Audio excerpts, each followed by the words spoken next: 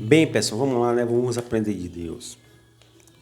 Vamos falar aqui acerca de um assunto muito importante, os falsos profetas, né? Vamos lá. Jesus, certa passagem que era extremamente polêmica, Jesus ele vai citar certas passagens que era extremamente polêmica e que desmascaravam de forma direta a corja, a cúpula do sistema dos fariseus. E quando Jesus expôs, sabe, a sua passagem que ele tirou lá de Isaías, do Velho Testamento, né? Ele vai expor aí os fariseus e os saduceus ali, que descontente eles vão, na verdade, expulsar Jesus, né, do templo. Preste bem atenção, eles vão expulsar Jesus do templo, muito por conta de que os fariseus foram expostos e desconvertidos às suas mentiras. Muito por conta de que Jesus citou uma única passagem que, na verdade, expôs todos os seus caráteres, né, falso diante do povo. Preste bem atenção no que eu vou falar aqui agora. Jesus vindo a Nazaré disse ao povo, foi essa passagem que Jesus citou. Jesus vindo a Nazaré disse ao povo, na sinagoga, templo, ou seja, Jesus atuou dentro das quatro paredes do templo. E aí ele citou isso aqui, ó, que Elias, quando não choveu durante 3 anos e 6 meses, houve grande fome em toda a região, tá entendendo? Na época do profeta Elias. Quando não choveu durante 3 anos e 6 meses, houve grande fome em toda a região. Aí o que é que acontece? Aí vocês têm que atentar para isso, que havia em Israel o povo que se dizia ser de Deus, o povo que tinha um achismo de achar que era de Deus, e eles estavam agora passando fome, sabe? Muito por conta de que houve, sim, 3 anos e 6 meses de grande fome que castigou aquela região. E aí trouxe a fome. E o povo que se achava ser de Deus agora estava também sofrendo com essa grande fome, sabe? Mas aí Deus pega Elias e envia Elias a uma viúva. E que viúva é essa? Elias não foi enviado a nenhuma viúva de Israel. Elias não foi enviado a nenhuma viúva de Israel. Pelo contrário, não foi o que ocorreu. A Bíblia diz que a nenhuma delas foi enviado o profeta Elias, a nenhuma qual a viúva aí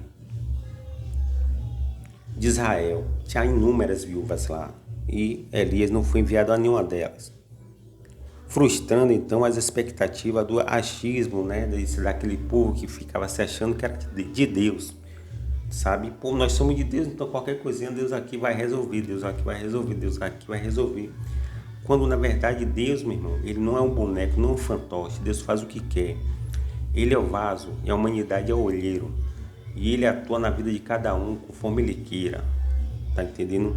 Ele é o supremo rei de todo o vasto universo. Se é querer, né, colocar Deus, universalizar Deus em um mundo, né, de sistema criado pelos seres humanos, tenha certeza que Deus ele não vai caber ali, porque Deus ele é dono de todas as coisas, ele é muito maior do que suas expectativas, muito maior do que seus achismos.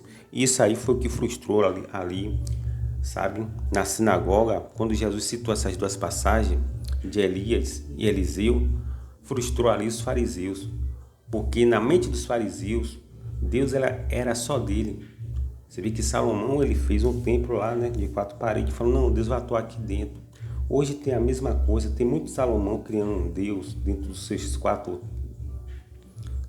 das suas 4, né, linhas de transição aí, dessas 4 linhas de atuação, né, de 4 paredes.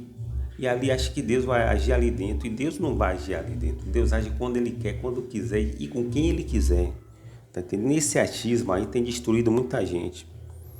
E quando Jesus pegou a passagem, que leu essas duas passagens aqui, na sinagoga, Jesus expôs ali e desconstruiu ali a mentalidade dos fariseus, né? Que os fariseus estavam achando que, rapaz, a gente somos... Porque fariseu, judeu, acha que Deus é só deles e que não é dos outros povos. E esse achismo foi quebrado quando Jesus citou essa passagem. E foi essa passagem aí que, na verdade, desmascarou, desonrou o achismo, jogou no ralo, jogou no chão, desmontou, sabe? Desmantelou todo esse esquema aí da mente deles, aí, do achismo dele e achar que Deus... Eles pegaram Jesus e expulsaram, né? Aí Jesus falou assim, tinha tanta viúva lá em Israel, tal, e o profeta Elias não foi enviado a nenhuma delas. O profeta Elias, por sua vez, vai ser enviado a quem? A uma viúva de Serapita. Deus muda o roteiro de Elias e o envia a uma viúva de Serapita.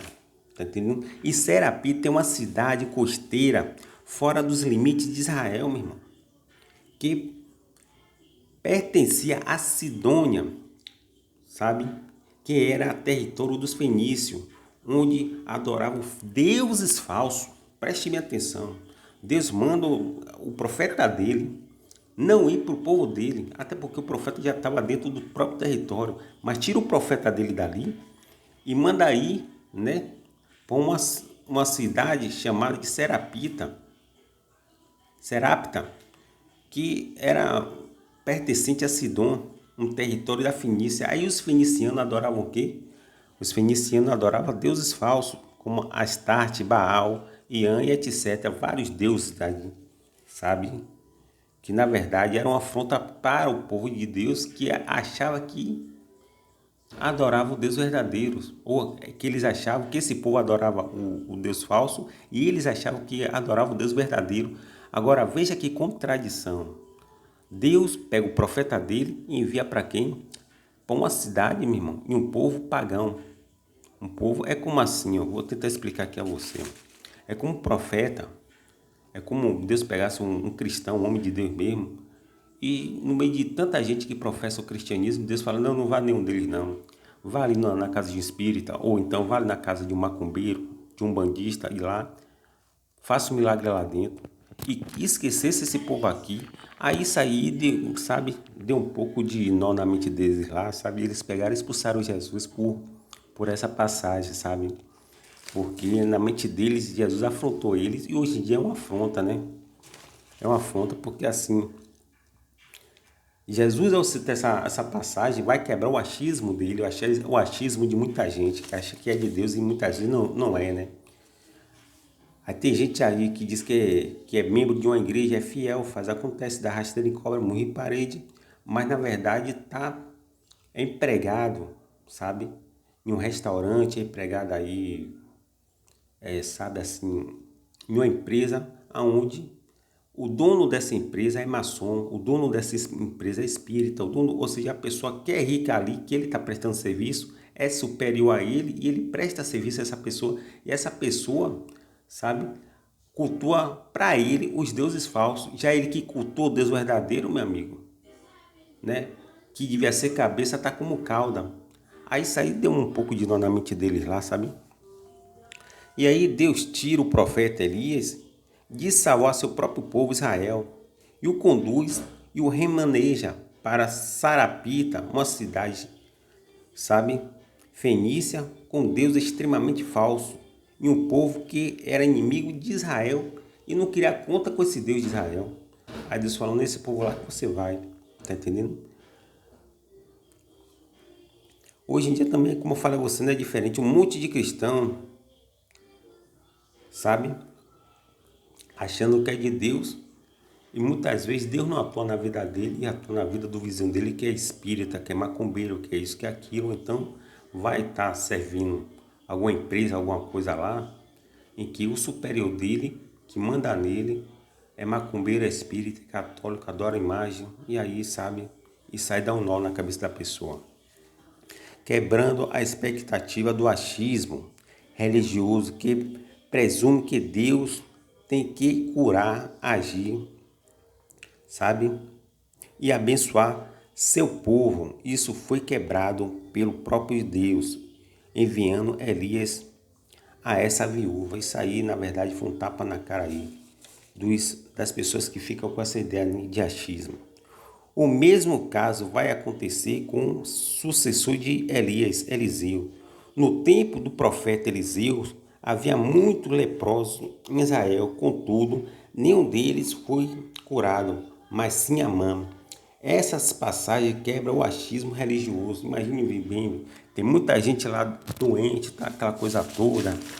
E aí Deus de enviar, né, a cura para o povo dele, envia para o povo, desvia, sabe? Aí é terrível, né?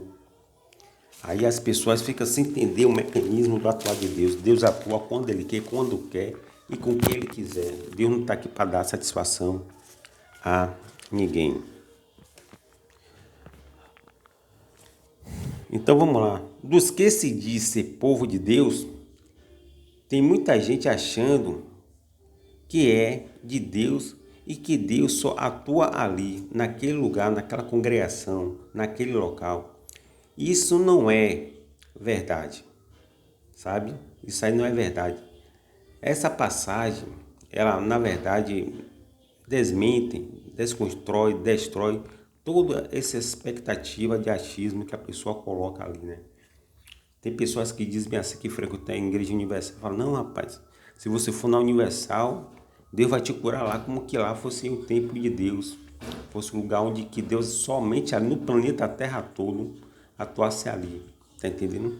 E na verdade Deus está atuando, sabe? Você pode observar que o vento, né?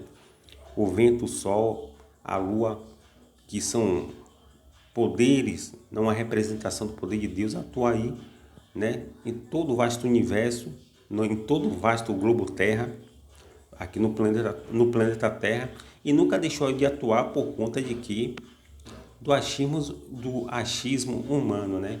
Porque assim, se você fosse dar poder a determinado tipo de pessoa religiosa, ele ia cortar, né, aí o oxigênio, né, do muçulmano, ia cortar o oxigênio aí do hindu, ia cortar o oxigênio de A, de B, de C, ia dar oxigênio só para aqueles que professassem a mesma religião que ele. Só que Deus, ele cortou esse achismo e ele atua em tudo e em todos. Você vê que o ar, sabe, ele na verdade está aí, o oxigênio está aí para todo mundo respirar, tá entendendo? E mais, você pode observar que Jesus falou isso, ele levanta o sol sobre justo e injusto, chuva sobre justo e injusto, tá entendendo? Então são forças que Deus atua e distribui sem nenhuma, sabe, sem nenhum desejo de troca de moeda, tá entendendo? Porque Deus não age como os homens agem. Os homens, eles são egoístas, Deus é amor. Então Deus não faz troca de moeda com ninguém. Os seres humanos já fazem, né? Se você for pegar, dar poder a certos cristãos aí, ele vai querer cortar o ar, né, do muçulmano, cortar o ar do hinduísta, cortar o ar do sexinoe, cortar o ar aí do ubandista, do católico e tal. E como eles não podem ter poder sobre o ar, sobre o oxigênio, né, que é um gás em 20% apenas, e também sobre o sol. Então, essas forças externas criadas por Deus atuam aí mostrando a misericórdia de Deus sobre toda a humanidade. Tá entendendo? Então, essa ideia de que Deus só age ali, só atua ali, é mentira. Tá entendendo? Deus age onde Ele quer e com quem Ele quiser. A maior prova foi isso. Jesus foi lá, citou a passagem, né, de Elias e de Eliseu, mostrando que o povo dele, que tinha que ser realmente curado, porque era o povo que clamava por Deus, não foi curado ninguém, foi curado Amã, o leproso, um inimigo de Israel, inimigaço mesmo de Israel, ele foi curado. E a viúva, que na verdade tinha várias viúvas lá, mas só foi, Elias só foi enviado a viúva de Serapita, né, que é uma região lá da Fenícia, que tinha deuses pagãos, sabe, como Baal, por exemplo. Pesadíssimo, né? Mas é assim que Deus atua. Aí já é problema menos, já é de Deus. Deus que sabe todas as coisas. Então vamos lá.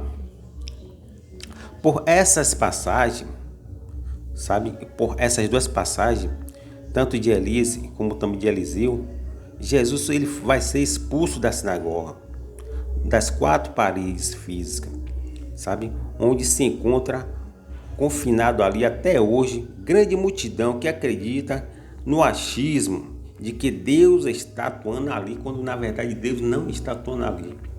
Quando Deus ele quis falar com Jonas, com Jó, ele atuou em cada tempo, em cada circunstância, em cada lugar, em cada condição, sabe? Deus falou com Jó através de um redemoinho. Deus falou com Jonas através de um grande peixe. E aí Deus ele vai falando da forma que ele quer. Não é você que vai mandar em Deus. Isso é achismo. Deus atua com níveis espirituais em graus diferentes em qualquer lugar, sabe? Deus não está prendido, restrito dentro de um sistema religioso, sabe?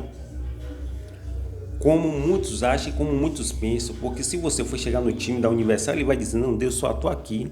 Você vai chegar no time da Testemunha de Jeová, né, que cada um defende seu ponto de cada dia. Não, Deus está aqui, Deus atua aqui. Aí você vai chegar no Batista, ele, não, rapaz, Deus só atua aqui, vista logo a camisa dos Batistas aí, e cada um vai te dando sua camisa, né? E aí, dando sua camisa, você vira o que? Jogador, sabe? Você vira, então, aí uma espécie de... Você vira uma espécie de marionete para ser marionetado pelo sistema, ok? Então vamos lá. Todas as curas que Jesus ele fez foi fora do templo, tá entendendo? A cura do paralítico de Betesda, a cura dos cegos, a cura dos leprosos. Jesus atuou fora do templo. Imagine bem, Deus... O templo para os fariseus, que era tão sagrado, né? A sinagoga, Jesus foi expulso de lá de dentro por conta dessas duas passagens e passou a atuar fora. Jesus atua fora e cura mais gente, sabe, ali fora do que... E nunca tinha curado ali dentro. Jesus nunca tinha curado dentro da sinagoga, nunca tinha curado dentro da sinagoga. E passou a ser, ele foi expulso e atuou fora da sinagoga, sabe? Curou mais gente lá fora do que dentro dos templos, ok? Porque assim, pessoal, vamos lá, né? Outra coisa que você tem que entender sobre cura. Curas são assim, são como um ouro, sabe? São equivalentes igual a ouro. As curas são equivalentes igual a ouro. Tem muita gente aí querendo ser curada, mas as curas são equivalentes aos ouros, são raras, pois tudo que tem em abundância perde o seu valor. Você concorda comigo? Então vamos lá, vamos nessa. O maior exemplo disso é o vidro. O vidro tem sua beleza lá, tal, mas o vidro, ele na verdade, por ter abundância, ele perde o valor. Não tem valor algum. Já o ouro, por ser extremamente raro, possui um grande valor e peso de valor. Nem todos seremos curados, sabe? Nem todos seremos curados. A cura não é para todos. A cura é para aqueles que Deus quer. Então a cura ela não é para todos, é para quem Deus quer. Outra, a cura ela não depende de sua fé. A cura não depende de sua fé. A cura depende do querer e da vontade e da misericórdia de Deus. Ele deixou isso bem claro. Terei misericórdia de quem eu quiser ter misericórdia. Aí a Bíblia vem e fala que ele é o autor da fé, de todo mundo, ele é o autor da fé. Mas consumar a fé, ele vai consumar a fé só de alguns. Volto e repito, tinha várias pessoas em Israel ali esperando cura. Mas Elias, certo? Eliseu no caso, né? Eliseu foi enviado a Amã, sabe? O Ciro. Tinha vários leprosos lá em Israel, esperando na expectativa de cura. Era uma multidão. Mas como a cura é algo extremamente raro e não depende de fé, até porque Amã, ele não era adepto aí de nenhuma fé no Deus verdadeiro, ele adorava Deus estranho, mesmo assim, cumpre-se a palavra de Deus, que diz bem assim, ó, terei misericórdia de que eu quiser ter misericórdia. Por quê? Porque Deus ele não está prendido a nenhum grupo humano, a nenhuma esfera humana. Ele criou todas as coisas e atua em todas as coisas. E a mãe era simplesmente um homem que fazia parte da criação de Deus, e Deus foi lá, ele atuou na vida dele, independente de se ele cresce ou não em Deus. Mas o achismo, sabe, ele carrega um teor de ódio aonde brota e requer que as pessoas e até mesmo Deus use as pessoas como instrumento para curar só os dele, que ele acha que são aqueles pessoal que talvez esteja mais corrompido do que um macumbeiro, do que um feiticeiro, do que um bandista, do que um espírita, do que um católico, do que um muçulmano. Muitas vezes essa pessoa que está dentro das denominações está mais corrompida do que essas pessoas aí, mesmo. Você vê que na época do apóstolo Paulo teve um acontecimento tão bizarro, a ponto de que, assim, o cara estava pegando a mulher do próprio pai, e Paulo abominou aquilo, falou, nem entre os gentios tem essa bagunça aí. Pra você ver que a bagunça, desde o tempo de Paulo, já estava ali, né, demonstrando mais ou menos o que é ser o reflexo de hoje. E hoje está extremamente pior. É pastor tendo um bocado de casa com um bocado de mulher, é mulher tudo tendo um bocado de casa com um bocado de homem, e aí virou uma bagunça. Tá entendendo? Aí as pessoas, elas querem cura, aí Deus cura que ele quer. Aí minha fé, sua fé é importante, mas se Deus não atuar na sua fé, você não vai ser curado. Você precisa de atuação de Deus, porque ele atuando é o que vai consumar a fé, sabe? Ele vai consumar a fé. Até porque, na verdade, a cura não é muito importante, né, para Deus. Jesus teve uma passagem que falou isso, de ser um jovem lá, paraplégico lá, sabe, pelo telhado, e Jesus só fez perdoar. Mas por conta de que os fariseus estavam, sabe, coagitando seus corações, falando um bocado de merda, sabe, sussurrando um no ouvido do outro, falando um no ouvido do outro e mal de Jesus, perguntando quem é ele para perdoar pecado, e Jesus teve que mostrar o poderio dele e que ele realmente representava a Deus, o Pai. E aí Jesus foi lá e curou, né? Jesus foi lá e atuou. Jesus falou: eu tenho poder para perdoar e para curar. Só que a cura, ela, para o mundo espiritual, ela fica em segundo lugar. Ela não fica em primeiro, ela fica em segundo. Então, para Deus, o perdão é melhor, porque o perdão transcende esse mundo. A cura não, a cura física, ela vai, na verdade, ficar nesse mundo mesmo. E mais tarde, talvez a pessoa surja até outra enfermidade, alguma coisa. E até a própria morte vai. A velhice se enfraquece, e a própria morte uma hora encontra essa pessoa. Sabe? A pessoa está sujeita à velhice e à fraqueza física.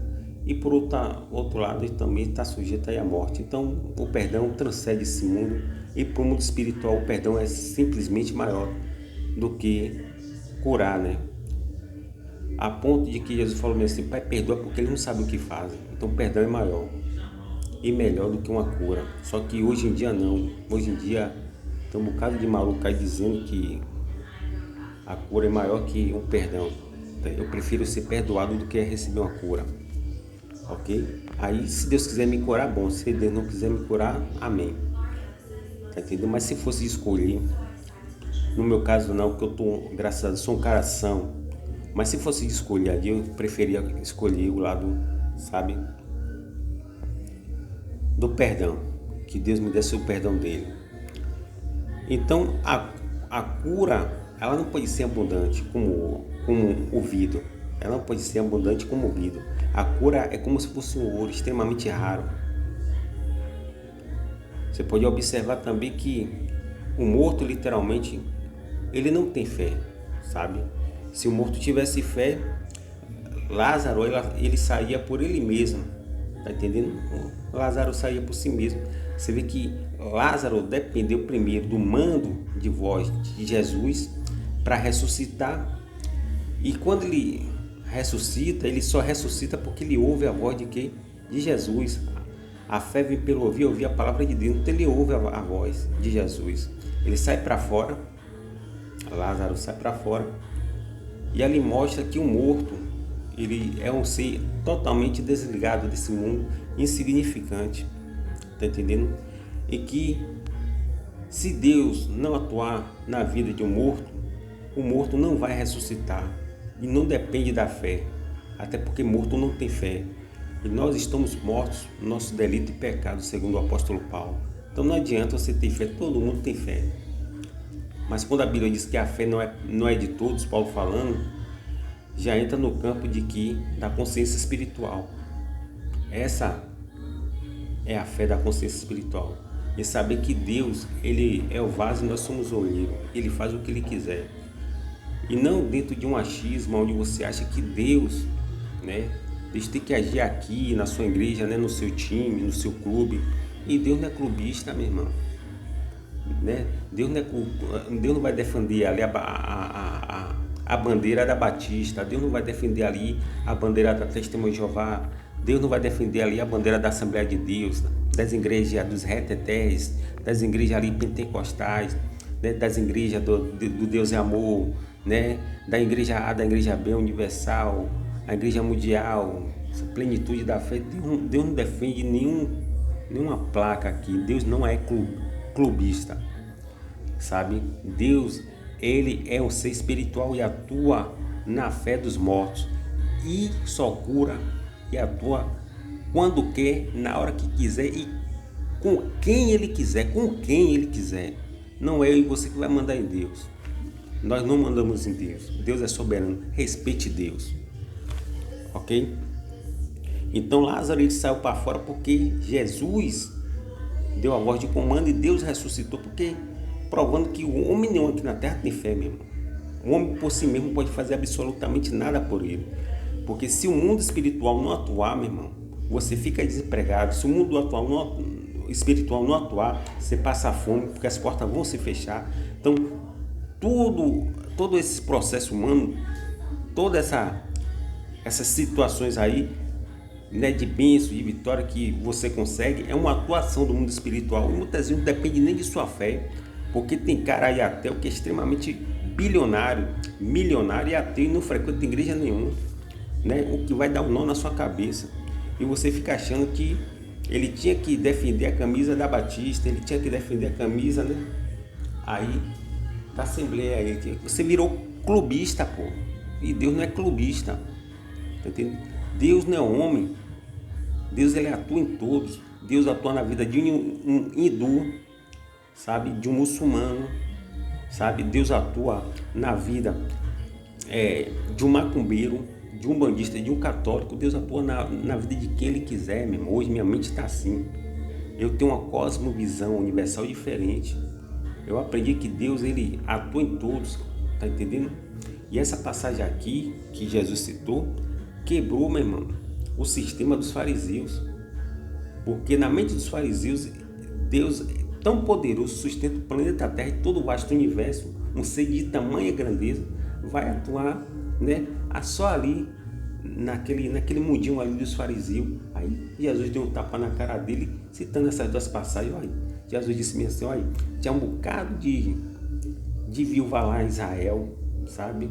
Viúva, mas Elias foi enviado só a quem? A viúva de Serapita. Aí você vai ver quem são os Serapitas, faz parte lá, né, dos fenícios. E os fenícios tem como Deus Baal, que era um inimigo direto do povo de Deus. Eram inimigos. Aí, então Deus está mudando de lado? Não. Deus faz o que quer, meu irmão. As circunstâncias, Deus obriga as situações que ele mesmo vai encaixando a fazer com que ele atue da forma, de maneira que ele quer. Você não entre em nada. Amã era um líder, sabe? Um general de guerra sírio, inimiguíssimo do povo de Deus. Só que é o seguinte, Amã, ele foi curado e lá em Israel tinha um bocado lá, sabe? Um bocado. Só que infelizmente nenhum deles foi curado. E Eliseu foi lá e curou Amã. Tá entendendo? Porque Amã tinha fé em Deus? Não. Ele era adorador de outros deuses, mas Deus quis ir lá e, sabe? Tá entendendo? E Lázaro não dependeu de fé nenhuma. Jesus foi lá e através de Deus, ressuscitou Lázaro. A ressurreição não depende de Lázaro. Lázaro estava literalmente morto, provando que pouco podemos fazer dependendo de Deus para poder ressuscitar todos os nossos sonhos. Depende de Deus, sabe? Tinha muita gente de fé em Israel, mas nenhum deles foram atendidos. Tá entendendo?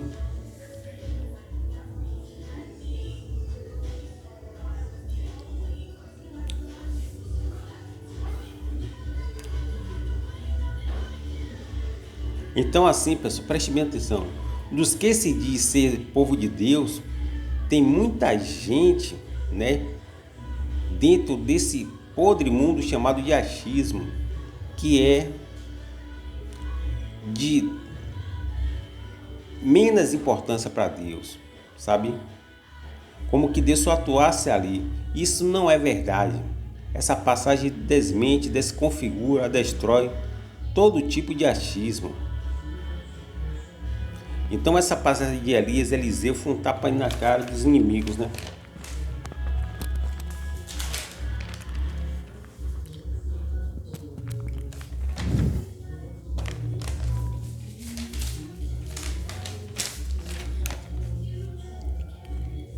Provando que não dependemos de quem tem fé. Depende de Deus. O desespero dos seres humanos faz com que eles, essa massa, sabe, humana, desaguasse dentro de uma denominação de 4 paredes, a qual Jesus foi expulso de lá há 2000 anos atrás. Mas o desespero do desemprego, da fome, né, dos caminhos fechados, como eles acham, eles, na tentativa de resolver, a mente deles, né, tenta buscar a força extra normal, e aí eles vão buscar essa força no Deus verdadeiro, que para eles está dentro da onde? De determinado tipo de denominação. Aí uma boa parte vai para a Universal, outra boa parte vai para a Igreja Mundial da Fé, outra vai para Testemunho de Jeová, outra vai para isso, outra vai para aquilo, outra vai para Adventista, Batista, e aí a Assembleia de Deus. E aí essa massa ela vai ser dividida. O que faz essa massa ser dividida e congregar, habitar lá? O desespero, tá entendendo? O desemprego, o medo do amanhã.